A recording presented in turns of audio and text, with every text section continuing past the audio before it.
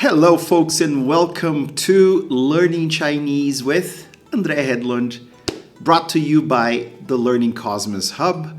I am here to talk about my experience learning this new language, very tough new language, and talk about how we can apply some of the science of learning principles I've been discussing, along with some second language acquisition theories, so that we can perhaps speed up the process. And I'm using myself as the guinea pig for this experiment.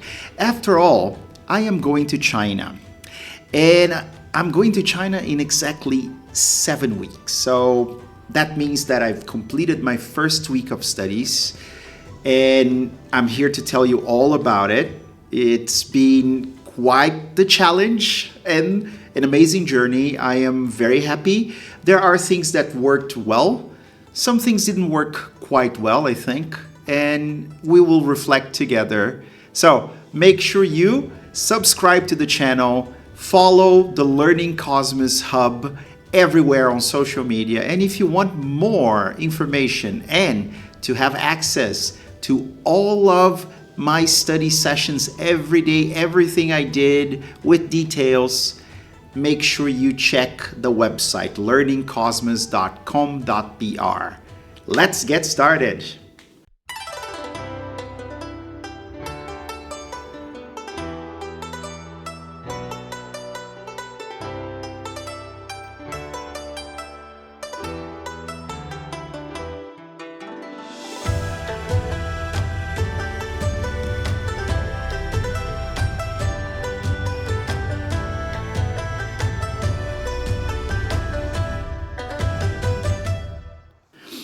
So folks, 1 week and it's been wonderful.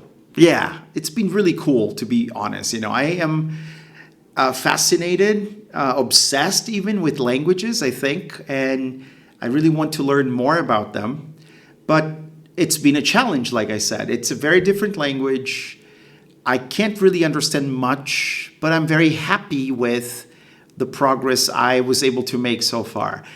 At the end of this video, I will test myself live here. Well, it's not live because I'm recording, but well, it's live now for me. And anyway, so I will test myself. I will use Google Translate and I will try to remember all of the things that I learned from memory. So retrieval practice, just to check, okay? I know that I will be able to remember quite a lot. My problem will be pronunciation.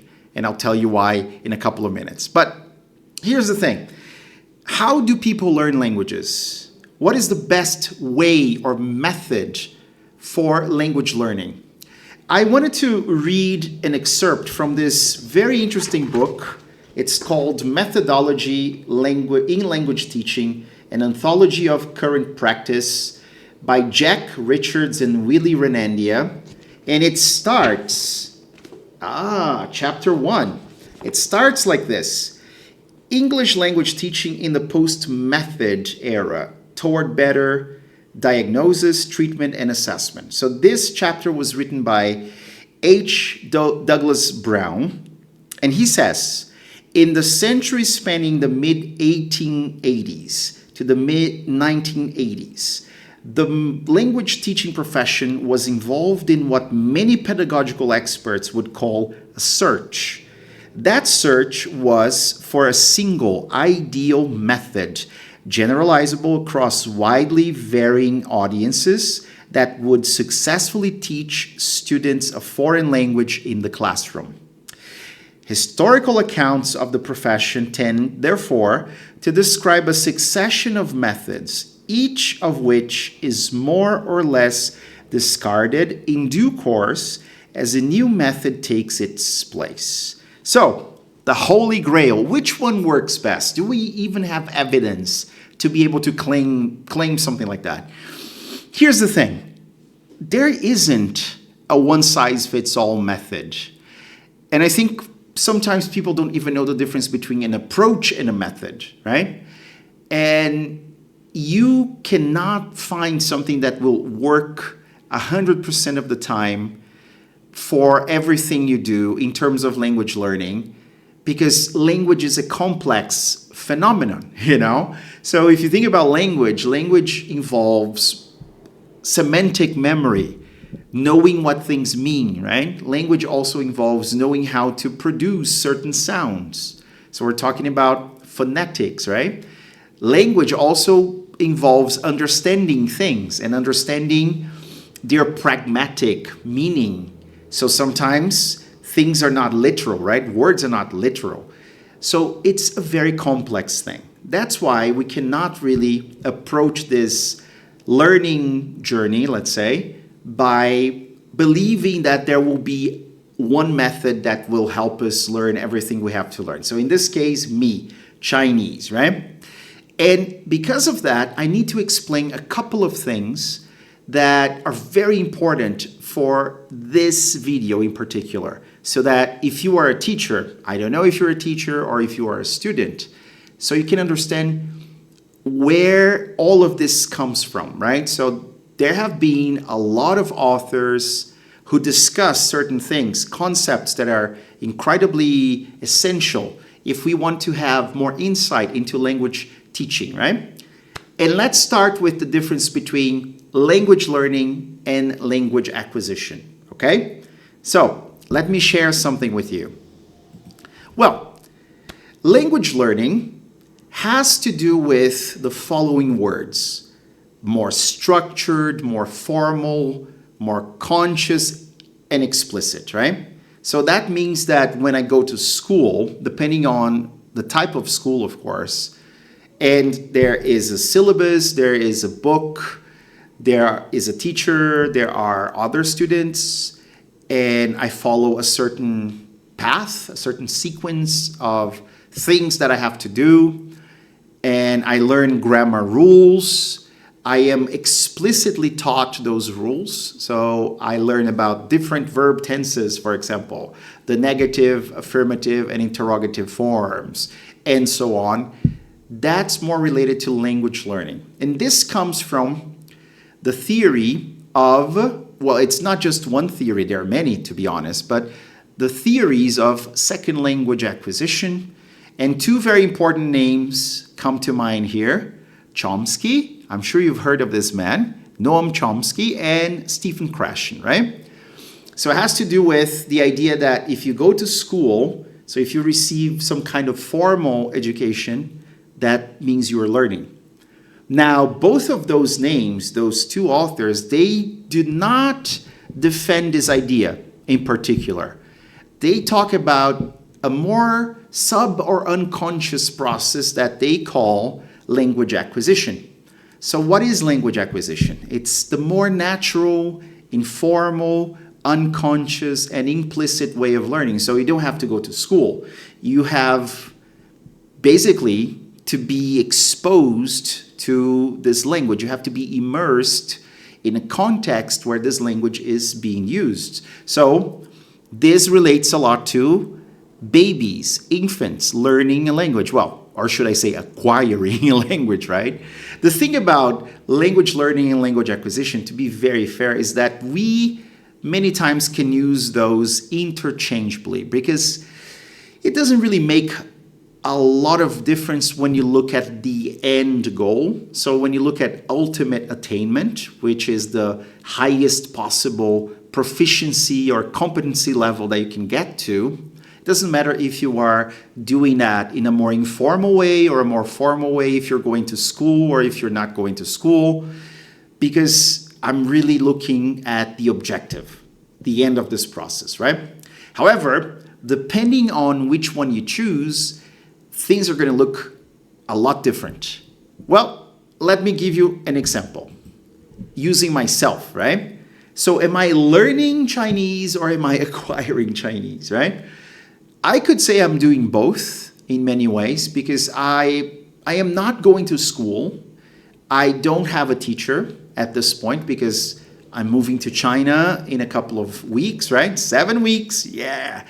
And I hope to get a Chinese teacher there. So I am actually teaching myself. So this whole process is self-taught, right? But I understand language acquisition. I understand language learning. I've studied those things. So I guess I have an advantage when it comes to, speeding up the process or making sure that the process is more effective. But I might be biased. That's why I'm recording this, so we can reflect together. So there are certain things that I'm doing that could be considered more acquisition of language. For example, I'm exposing myself to the sounds of the Chinese language, Mandarin more specifically, because I'm listening to podcasts, right?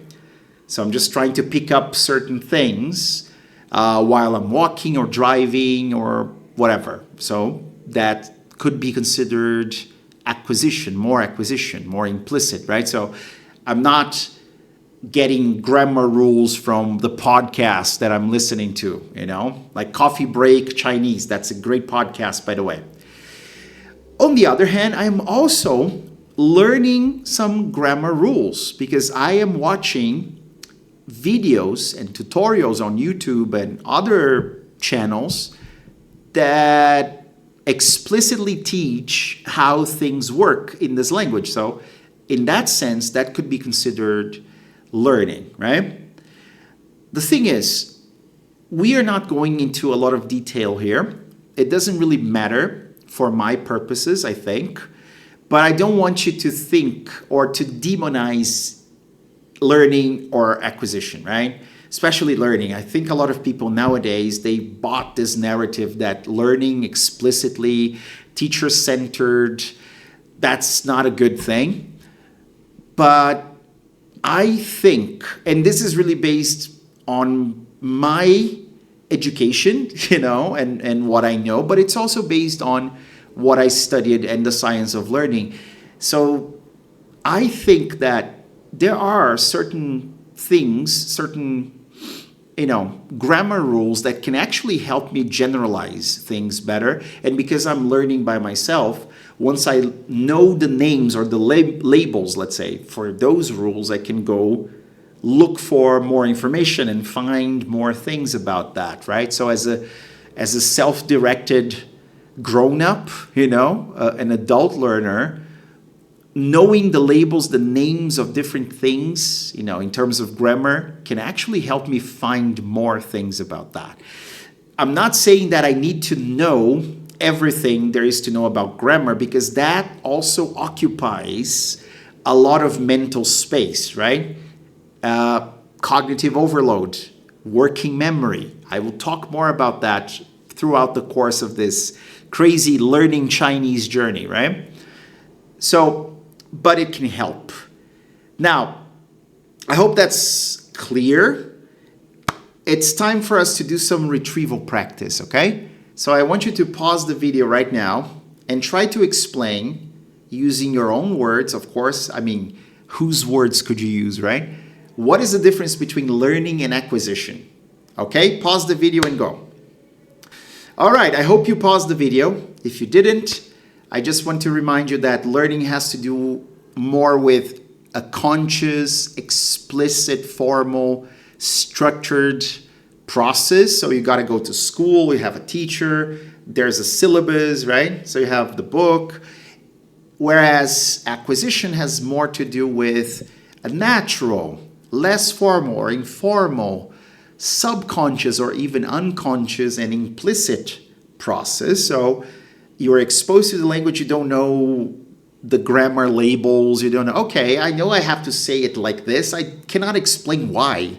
I cannot talk about the rules. So that's more implicit. That has more to do with acquisition, traditionally, especially when we look at Stephen Krashen and Noam Chomsky, right? Now, what can we borrow from those two different, I would say, approaches to language teaching and learning, or, premises, let's say, foundations of learning and teaching, of course, because even though those are different processes, they are connected, right?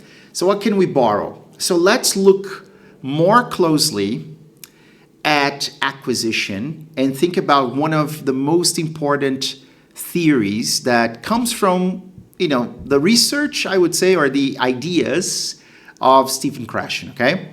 So let's take a look. For those of you who have studied this, this is pretty basic, right? But I am talking about the input hypothesis, which basically states that we can only learn, or better, acquire, not learn in this case, right? Acquire a language when we receive the language. And more importantly, when we receive the language that we can understand, most of it, right? So if we receive language that we cannot understand, we're not going to learn or acquire. See, I'm using learning and acquiring or acquisition interchangeably here. But anyway, so that means that if I was thrown at, I don't know, so if somebody just put me in a Chinese community without any prior knowledge, I don't know anything about Chinese, just like, well, a week ago, basically, I didn't know anything, and expected me to pick up the language because I was there immersed, I was receiving a lot of the language, right? There would be a lot of writings all over me, let's imagine Chinatown, right? So I have a lot of Chinese communities there. People would be talking around me. That wouldn't matter. That would not make a big difference, and I would not acquire the language because it's too far removed from what I can actually understand. It's not comprehensible, in other words, right? So Krashen talks about comprehensible input. There are other hypotheses that we don't have to discuss now, but it's the idea that I plus one, right? So it's the idea that the language that I can understand, because it's either similar to my own language or there are other resources that can help me understand it, plus one, so it's a little bit more difficult than what I can actually do. So it's a little bit more challenging than what I can actually do. So that difference, that gap, is where learning happens, I like to call it the Goldilocks zone, right? So it's where everything happens. It's not too cold, not too hot. It's just right amount of challenge. That's very important. Okay. Now, is that the only way we can think of learning or acquisition in this case? See, I'm always using learning instead of acquisition. Well, not really. There's also the output hypothesis, but this one comes not from Krashen. Krashen is actually a little critical, let's say, of certain aspects of this theory, but this one comes from Merrill Swain, right? So Swain talks about, well, it doesn't matter if I just receive a lot of language through reading and listening, right? That's usually how we receive language. That's why those are called receptive skills, right? Of course I have to make an effort, but not as much effort as if I had to produce the language. So if I grab a book in Chinese, I can try and read what's there, even though I would not understand anything, or at least not much, right? And then I'd be receiving the language. Same thing for listening. If somebody started talking to me in Chinese, I would be receiving the language. So that's a more passive way of acquiring a language, but equally important, very important according to Krashen, right? As long as it's comprehensible. Now, what happens is, what if I never use the language? What if I never try the language? What if I never actually produce the language? If I never speak the language, right? If I never write in the language? Well, that means I will not fully learn or acquire the language, because I have to use all the skills. Or, this could be a little controversial. Maybe I don't have to learn how to write in Chinese to be able to have a conversation, right? I don't have to. A lot of people, especially here in Brazil, unfortunately, some adults are illiterate, so they don't know how to read or write, but they can talk, they can speak the language, they can listen to people using the language, they understand what the language is, right? So which one is the right one, input or output hypothesis? Well, the thing is, I am not on anyone's team here. Krashen, Chomsky, Swain, right? No, I am going to look at all of those things and try to be more eclectic. So that has to do with the post-method era, right? Because it will really depend on my need, given the day, the time of the day, and I feel like, okay, I need to work on this. If I have the curiosity to know why this works like that, so I'm going to look for explicit explanations, and that would be more related to learning in this traditional sense, right? But if I want to just be exposed and get familiarized with certain sounds, with certain expressions, phrases, then I will focus more on what is traditionally considered acquisition, right? Okay. Now, here's the thing, folks. How has my week been so far? Well, I started day one with a very good, amazing tutorial that I found on YouTube from Yishuang, my teacher, even though she doesn't know it yet. I think I left a comment on her YouTube channel. Who knows? Maybe she will see the comment, right? But she has hundreds of thousands of followers. Anyway, harbinmandarin.com. And I started by learning some, or in this case, acquiring, we might say, right? Some useful phrases. So there was no grammar explanation whatsoever. I just listened to her. I read the Chinese ideograms and the Romanized or Latinized version of Chinese ideograms. We call it pinyin alphabet, right? Actually, it's the Roman or the Latin alphabet. So the syllables are just transcribed using the letters that we know, right? Otherwise, that would be very complicated. So I started by doing that, as you can see here. And I learned a couple of phrases. I repeated them, so I practiced a lot. And then I tried to retrieve them the next day and so on. So before I started recording this challenge, I had done the same thing with the same sentences, okay?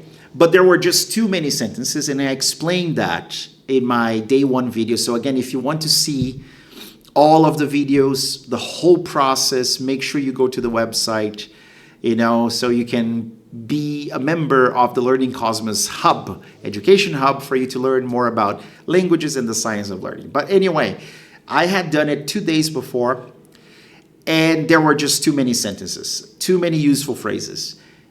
And I couldn't remember them the next day, 2 days after, because, well, it's just cognitive overload, right? I cannot remember all of those things. It doesn't work like that.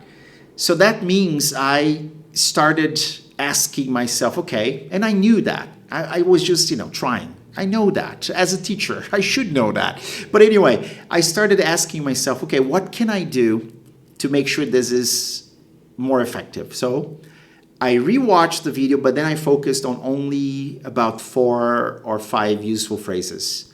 I practiced them. I didn't care really so much about the ideograms. They were there, but I was ignoring them because if I had to learn the pinyin version, the Latin alphabet version of what it said, plus the pronunciation, plus the tones, because that's also part of the pronunciation, but very, very different from my own language and English and, any other language I know, plus the ideograms, that would be too much. So I decided to focus on that. Okay. So I started mastering that. And I acquired that semantic knowledge. I could tell. I knew exactly what each word meant.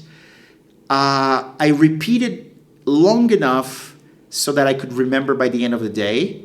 And then the next day when I checked, I was able to remember. So I did some retrieval practice and I was able to remember. The problem was that I couldn't really pronounce those words very, very well, very accurately. So I tested myself by looking at Google Translate. So I grabbed my phone and I said, you know what? Let me see if I can pronounce them correctly. And I failed big time. Huge, huge fail. Because it was actually funny. I was trying to say something like, okay, I can speak a little Chinese, 我会说一点儿中文 or 汉语. So I was trying to say that, but then Google Translate said, this is completely wrong. It gave me a completely different translation. One of the times, actually, there was the word demon. So instead of saying that I can speak a little Chinese, I said something about speaking with demons. I have no idea. So I have to work on that, right? And I did work on that using the idea of, so this is more related to the output hypothesis, right? But also the input hypothesis, because I was trying to build my foundation, my prior knowledge by, watching the videos, learning how to read from the material that I got here, learning how to, pronounce the tones. And then I realized that my tones are all wrong. So I need a specific video to practice only that. And I did that. And then throughout the week, I got better. I'm not still very confident. There's still a lot to do, but it's getting there. I'm getting there, okay, folks? Now, that brings me to another very important book. This one was written by the world-famous Penny a course in English language teaching. And she says here basically that there are many different language acquisition theories and teaching methodologies that go hand in hand with the theories, right? I don't have to read all of them, to be very honest, because again, I am not, so interested in which ones are the most effective ones, because honestly, I don't think that exists, right?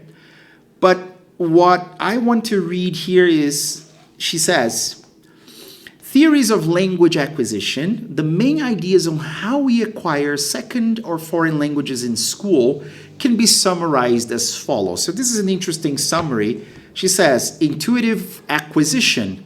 We learn another language the same way as we learned our first. Intuitive acquisition through lots of exposure to the language in authentic communicative situations. So I am not doing that, because it's not authentic. It's a tutorial, it's a video on YouTube, so I have to work on that. Habit formation. Language is a set of habits we mimic and memorize and drill the patterns of the language until we learn to produce the correct forms automatically.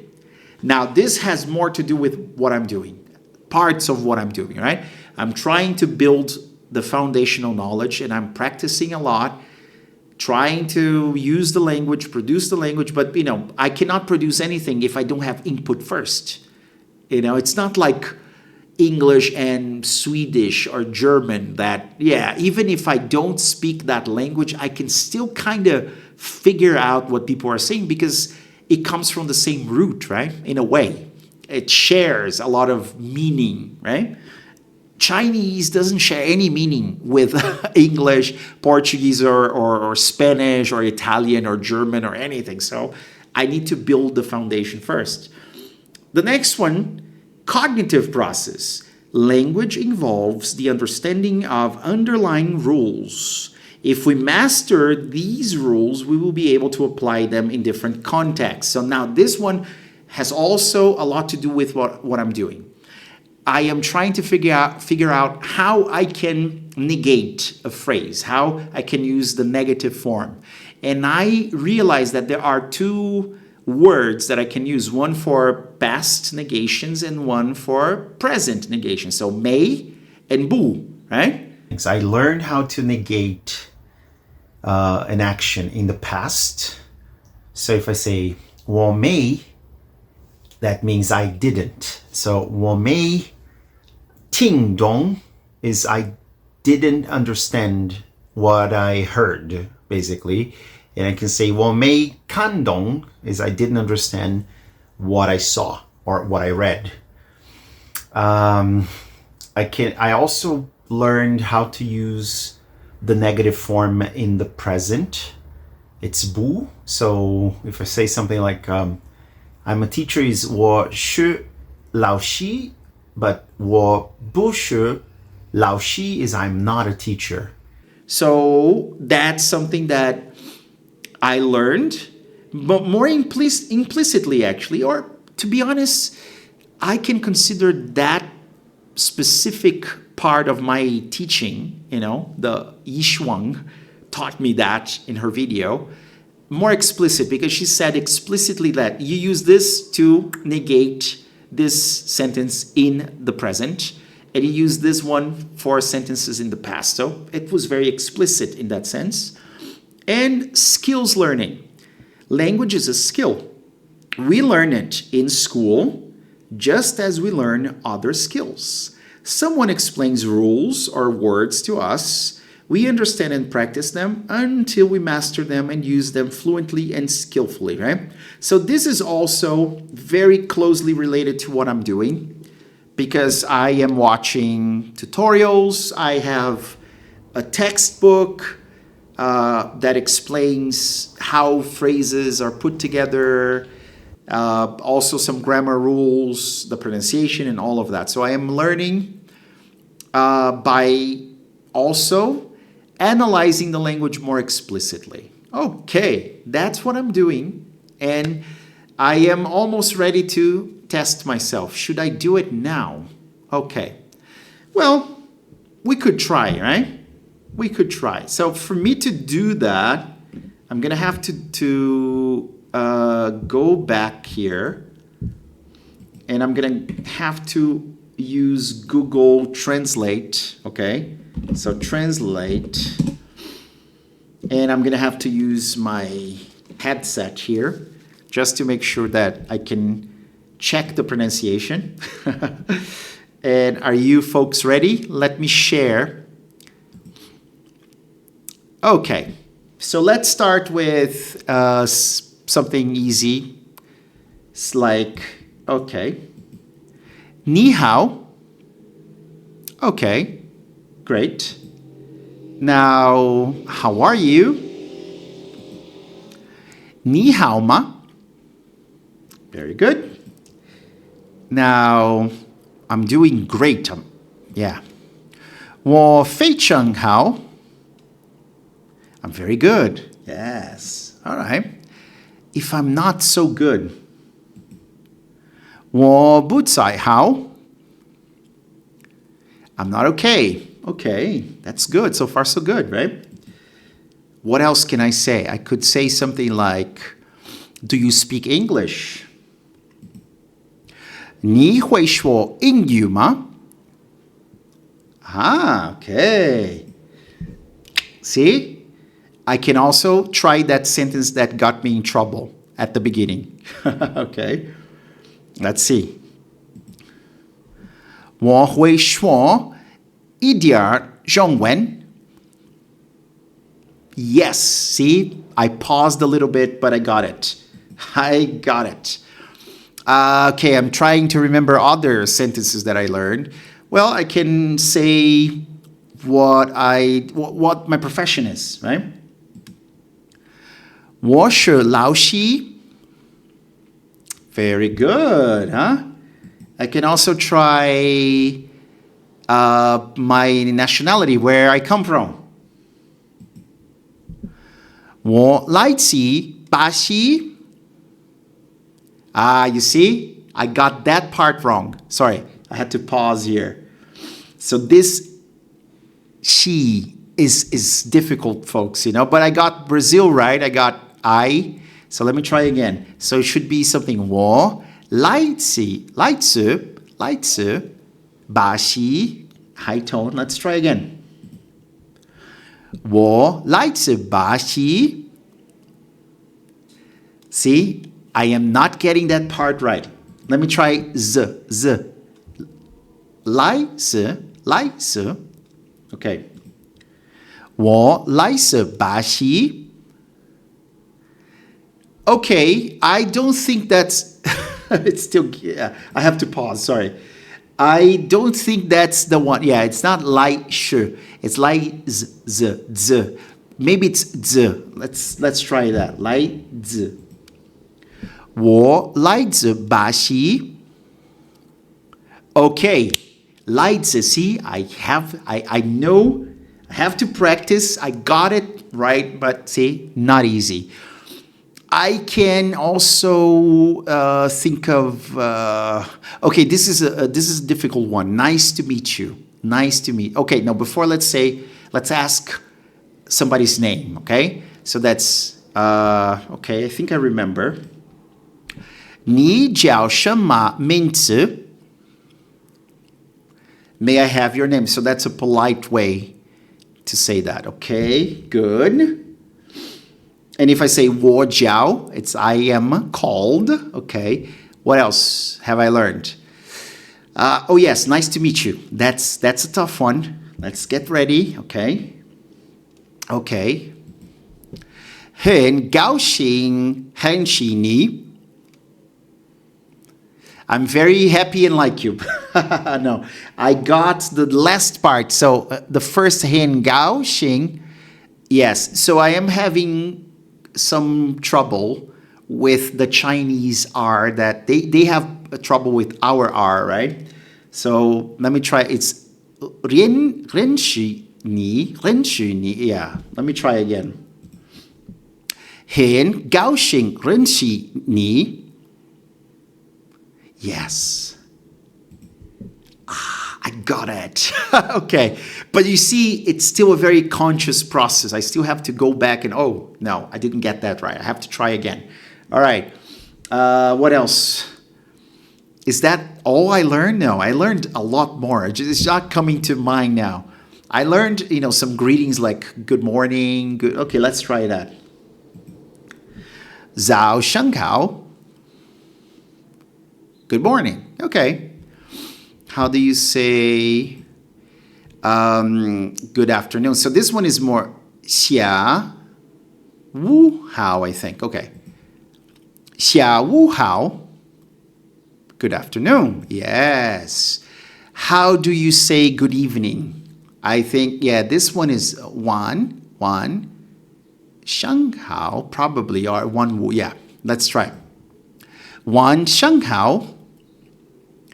Good evening, yes. And if you are saying good night, because you're leaving, you're going to bed, you should say 晚安.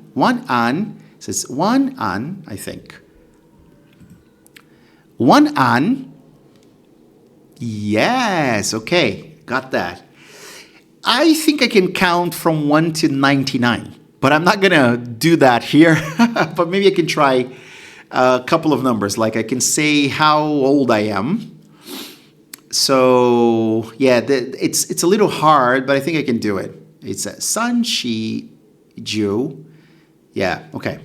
Let's try. 我39岁. Yes. See? Aha. Okay. See? I have learned a couple of things, right, folks?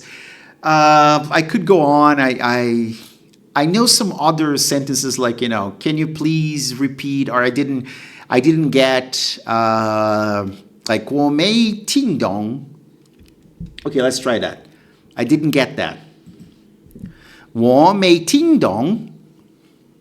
I didn't understand, yeah. That's in the past, right? And ting is something that I heard, ting dong. But if it's something that I saw or read, then it's kan dong. So it's 我没看懂. 我没看懂. Yeah. Very good. I also know how to say like, please, can you say that again? Or can you speak a little slower? Like, 请慢一点说. Okay. 慢. It's a 请慢一点说. Okay. 请慢一点说. Yep. Got it. Okay, and I could go on. There are more things I know. I know how to say coffee. I know how to say some isolated words and all of that. So I'm pretty happy with my performance here for you folks. Yeah, I'm okay. I'm doing better than I thought. That's 1 week of studying, So I could actually have a conversation, like an initial conversation with someone like hi. I could say good morning, hi, how are you? Or if somebody asked me, I could say, and you. I could say, I'm doing fine, I'm not doing so well, I'm doing great. Nice to meet you. I am a teacher. I'm from Brazil. I speak a little Chinese.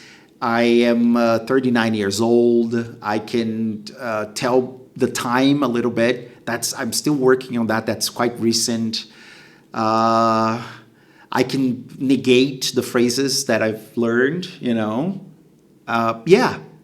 How cool is that? But now, as you will have seen, because of Antonella Sorace, the first linguist, let's say, that I interviewed for the Learning Cosmos podcast. And I decided to start learning Chinese Mandarin, Oh, wow. which is, Oh, as you could I'm probably tell. I'm very jealous. I wish I could do the same, but Well, yeah, that's the thing. It's not been easy. I have to tell you, Antonella. It's such a different language. It's a Mhm. tonal language. The vowels, they have Language. 5 different tones. But based on your research and what you know, so you said adults can still learn. We can learn. Of course, it doesn't happen overnight. But Yeah. what are some tips you can give people who want to learn a language? I mean, get a teacher probably, but what else can we do based on the Get a research? teacher Yeah. and find ways of, getting exposed to the language and possibly interact, with people in the language, which is not always easy. Yes. And also being happy with what you can achieve, because Yeah. some people get very discouraged or frustrated at the beginning. Oh, I can't do it. Oh, I'm terrible at languages. It doesn't mean that, I mean, obviously there are people who are faster than others, like in many other fields, right? Yeah. I mean, there are people who are better at music, they are more musical than others, and this is True. accepted and so on. But I think, I think there's a difference between learning the grammar and Yes. learning pronunciation, and because learning pronunciation also involves retraining your articulatory organs, which Yes. is not always straightforward, not always easy.